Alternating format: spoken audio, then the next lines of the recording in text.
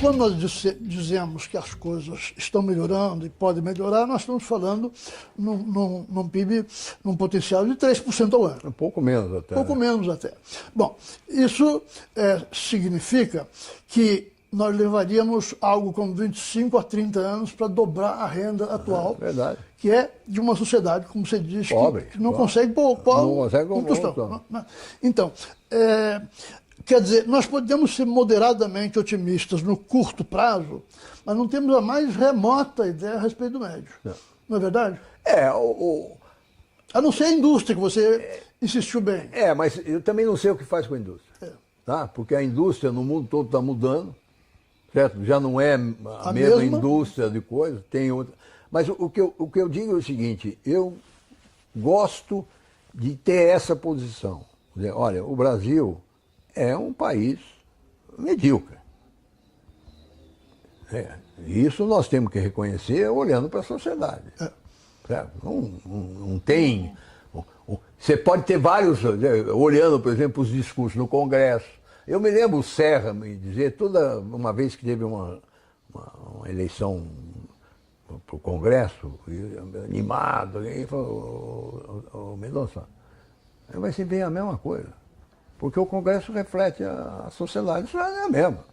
E o que nós temos de pior agora é que na época passada, as lideranças que existiam no Congresso eram de muito melhor qualidade que nós temos hoje. Se eu estava falando, olhar para o Rodrigo Maia com uma expectativa de alguém que possa virar o jogo, você precisa ser muito otimista. Porque nós conhecemos, não é uma Brastemp que tem. Agora, eu tenho, em relação ao curto prazo, esse otimismo. O ciclo da economia nossa está no ponto mais baixo que já teve.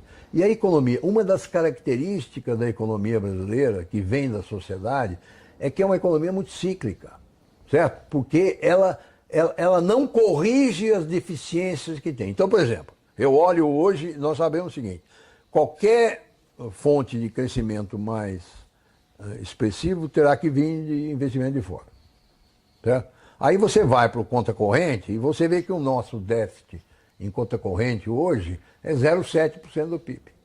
Então você fala, bom, aqui tem aqui tem uma bela de uma reserva. E nós sabemos que ele pode crescer aí até uns 3,5 ou 4. Mas como você não acompanha com a poupança interna, dizer, esse ciclo, agora que chegar no 4, você tem que pisar no freio. Porque você não consegue, que foi o que a Dilma tentou fazer. Quando chegou no limite, ela viu, ainda tem uma eleição pela frente. Deixa eu ver se eu estico mais a corda. E a corda arrebentou na cabeça dela e todos nós. Né?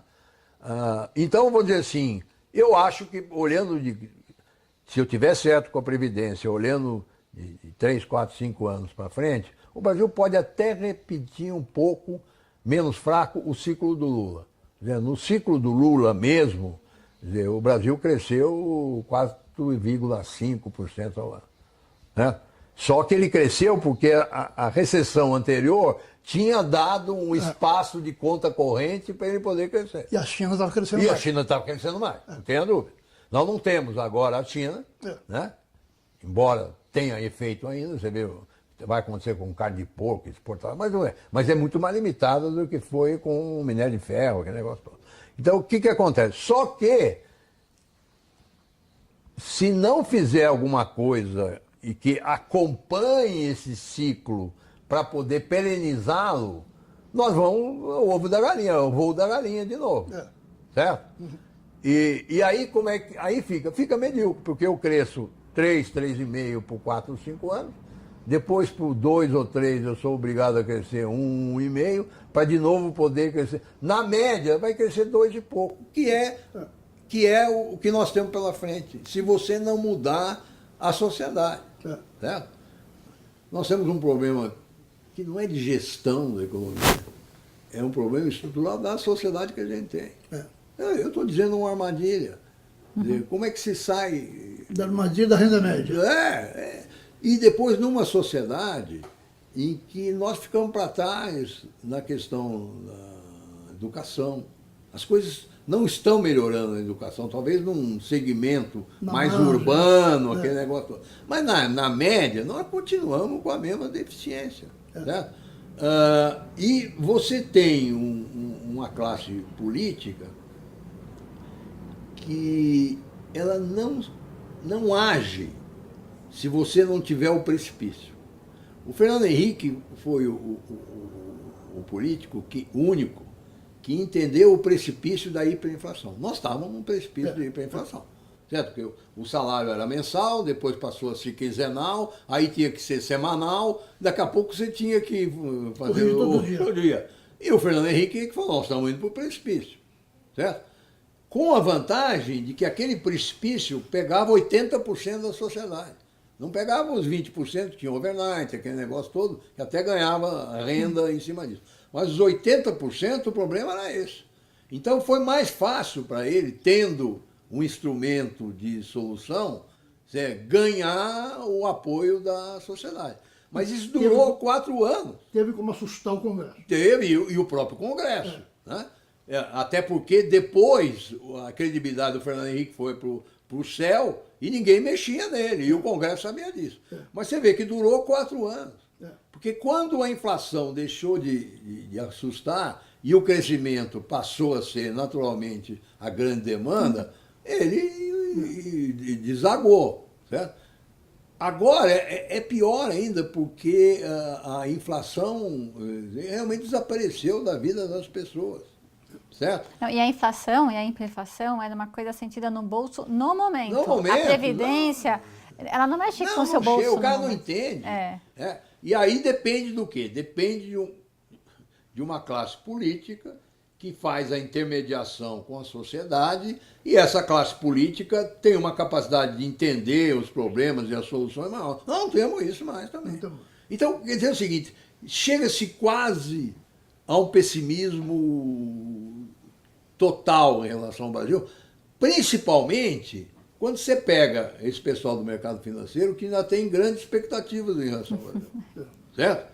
E esse pessoal é que só vai ter frustração. Certo? Agora, quando você olha, existe uma possibilidade de se administrar esse voo da galinha, certo? Porque eu não acredito que a taxa de poupança no Brasil vai subir. Por que subiria? Sob que estímulo subiria? Não vai subir. Só com a estrutura de renda completamente diferente. Diferente, certo? Ou que você criasse um mecanismo que o cara que estudasse, depois tivesse realmente um estímulo adicional. Eu não conheço. Você tem que envolver crédito e não tem. E tem outros probleminhas acessórios. Por exemplo, nós temos um problema sério que é o oligopólio dos bancos. Nós temos 3 bancos no Brasil. Certo? E esse eu também vou pagar alguns, não sei qual é o período que se usa no purgatório, mas seja lá qual for. Umas penitências. Eu vou pagar umas penitências, porque quando eu fui diretor do Banco Central, é uma beleza pro Banco Central concentrar os bancos. Porque aí você consegue impor regras de segurança. Mas quando chega-se nessa situação que nós chegamos, certo? É um constrangimento que você tem hoje. Você olha, o lucro dos bancos é hoje um absurdo. E você veja, outro dia saiu um relatório de uma corretora, ele pegou a taxa de empréstimo médio 2011 e tirou o Selic e deu um spread dos bancos. Ele pegou a mesma coisa agora, o spread é maior. Quer dizer, os bancos apropriaram a queda da taxa do Selic e não repassaram para frente. Então, mas vamos dizer, esses são problemas administráveis. Se quiser resolver, resolve. Agora, esse problema de como é que nós saímos de uma sociedade com as características que a gente tem, eu não tenho solução, não sei. É evidente que a Previdência é um ponto importante. Não sei se hoje deu para ver bem os números, né? Depois que hackearam os números lá, você vê, na Previdência geral, são 800 bilhões dividido por 60 milhões de pessoas. Na Previdência, na RGPPS, que é a dos funcionários públicos, são 250 bilhões, um número muito menor. Então, essa acusação da esquerda, como sempre uma acusação absolutamente irresponsável, né, você está realmente atingindo muito mais uma categoria de marajás que você tem aí. Agora, a minha grande dúvida, eu não tenho solução, e por isso eu acabo ficando otimista por expectativa, né, é como é que se mexe nessa estrutura social que nós temos e é que está aí. Não vai se mudar isso.